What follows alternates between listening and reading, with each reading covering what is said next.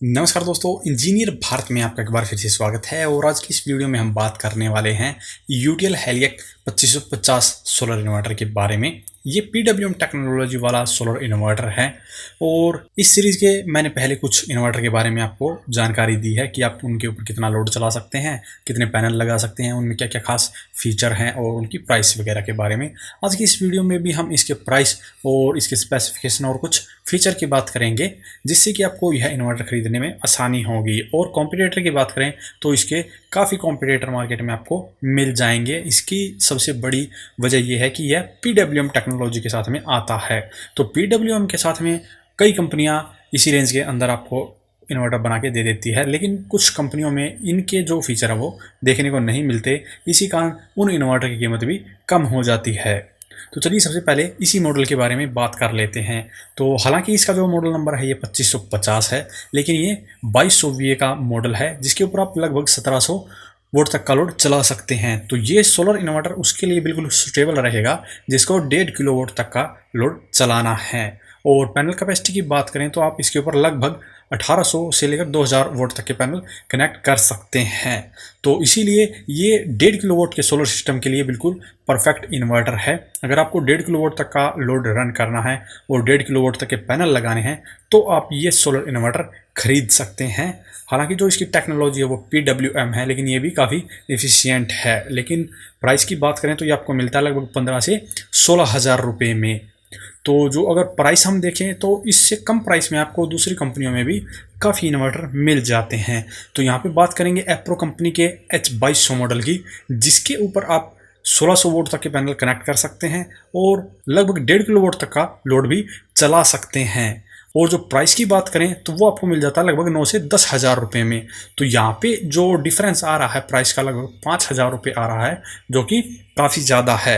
लेकिन जो यूटिल वाला है उसके अंदर आपको कुछ खास फीचर मिलते हैं, जिनमें से जो मेन फीचर है वो मैं आपको बता देता हूं कि इसके अंदर आपको ऑपरेटिंग मोड मिलता है। यहाँ पे सबसे पहला होता है पीसीयू मोड, दूसरा होता है स्मार्ट मोड और तीसरा होता है हाइब्रिड मोड। तो ये कैसे काम करते हैं, जब आप इसके अंदर पीसीयू मोड सेलेक्ट करते हैं तो इसमें प्रायोरिटी सोलर पे आ जाती है, उसके बाद में बैटरी पर, फिर ग्रिड पर। यानी कि आपका जो लोड चल रहा है वो पहले आपके सोलर पर चलेगा कंप्लीटली। फिर अगर ज़्यादा आपको लोड चलाना पड़ गया है और सोलर पैनल से पावर कम आ रही है तो आपका जो लोड है वो बैटरी के साथ में शेयर हो जाएगा, यानी कि बैटरी भी इस्तेमाल होनी शुरू हो जाएगी। और उसके बाद में भी अगर ज़्यादा ज़रूरत पड़ती है लोड की तो ग्रिड के साथ में आपका जो लोड है वो चलना शुरू हो जाएगा। तो सबसे पहला जो पीसीयू मोड है ये ऐसे काम करता है। ये वहाँ के लिए बिल्कुल स्टेबल रहता है जहाँ पर पावर कट काफ़ी कम होते हैं और आपको बिजली के बिल में कटौती करनी है। दूसरा होता है इनका स्मार्ट मोड। सबसे पहले आपका लोड चलेगा सोलर पैनल के ऊपर और फिर चलेगा ग्रिड के ऊपर और फिर आएगा बैटरी के ऊपर। तो यहाँ पर ये वहाँ के लिए बिल्कुल सही रहता है जहाँ पर आपको रात के समय में ज़्यादा बैकअप चाहिए और दिन के समय में आपका कंप्लीट जो लोड है वो सोलर पैनल और ग्रिड से चलता रहे। ऐसी कंडीशन में आपकी बैटरी हमेशा फुल चार्ज ही रहती है, ताकि अगर आपको रात को जब लोड चलाना पड़े तो आपका जो लोड है वो बैटरी पर आसानी से चल सके। तीसरा मोड है हाइब्रिड मोड। इस कंडीशन में सबसे पहले आपकी ग्रिड सप्लाई यूज होती है और फिर आपका सोलर पैनल से सप्लाई यूज होती है और फिर बैटरी से।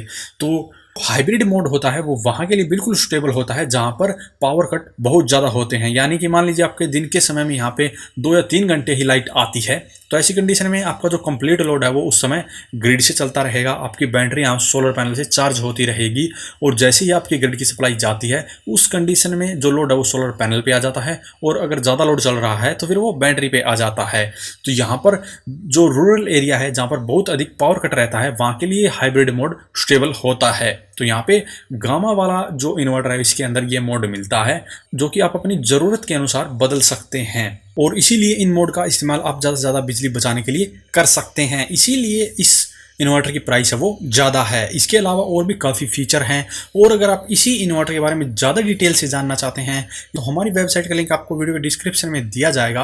वहाँ पर आप इस इन्वर्टर से रिलेटेड पूरी डिटेल में जानकारी पा सकते हैं कि कितने वोल्ट से ये बैटरी को चार्ज करता है, सोलर पैनल से कितने वोल्ट से चार्ज करता है या कितने एम्पियर से चार्ज करता है, इसकी कट ऑफ रेंज क्या है, प्रोडक्शन क्या क्या मिलती है, ये सभी जानकारी हमारी वेबसाइट पर आपको मिल जाएगी।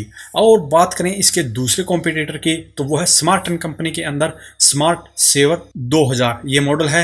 और जो स्मार्टन की सेवर जो सीरीज़ है उसके अंदर PWM टेक्नोलॉजी का ही इस्तेमाल हुआ है। ये इन्वर्टर भी आपको 9 से 10 हज़ार रुपये में मिल जाता है, जिसके ऊपर आप लगभग 1.5 किलोवाट तक का लोड चला सकते हैं और जो पैनल है वो लगभग 2 किलोवाट तक के लगा सकते हैं। यहाँ पे इसके बारे में भी काफ़ी फीचर दिए गए हैं, इनकी ऑफिशियल वेबसाइट पर आप देख सकते हैं। इसके बारे में कुछ खास फीचर दिए गए हैं और साइड में लोड चार्ट वगैरह भी दिया गया है कि इसके ऊपर आप कौन कौन से अप्लायंस कैसे चला सकते हैं और कितनी बड़ी बैटरी अगर आप लगाएंगे तो आपको कितना बैकअप वगैरह मिलेगा। और साथ में ही इसकी LCD display, user friendly user interface के बारे में थोड़ी सी जानकारी आपको दी गई है।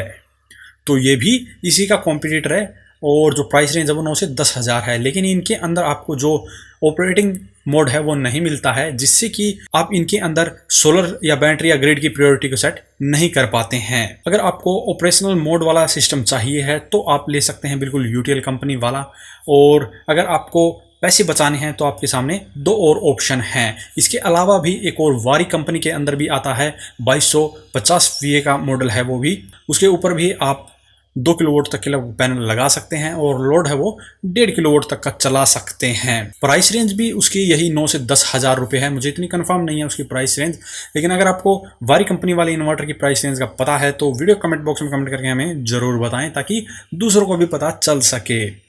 तो आज की इस वीडियो में इतना ही। अगर इनके बारे में कोई भी और भी जानकारी चाहिए हो तो वीडियो कमेंट बॉक्स में कमेंट करें, और अगर वीडियो पसंद आए तो वीडियो को लाइक करें, शेयर करें, साथ ही हमारे चैनल को सब्सक्राइब करें। सब्सक्राइब करने के साथ साथ बेल आइकन को जरूर दबाएं ताकि इसी प्रकार की वीडियो आपको समय समय पर मिलती रहे। धन्यवाद।